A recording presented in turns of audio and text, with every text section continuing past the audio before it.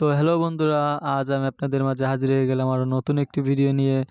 তো আজ আমি টোটালি অবাক হয়ে গিয়েছি।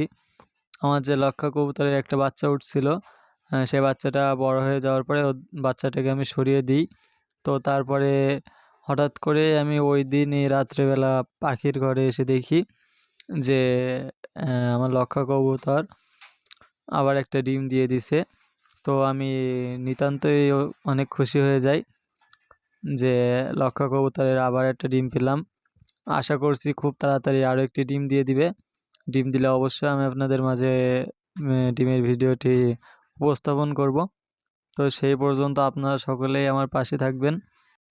আরও বেশি বেশি আমার ভিডিওগুলোকে দেখে আমাকে আগ্রহী করবেন আরও নতুন ভিডিও দেওয়ার জন্য।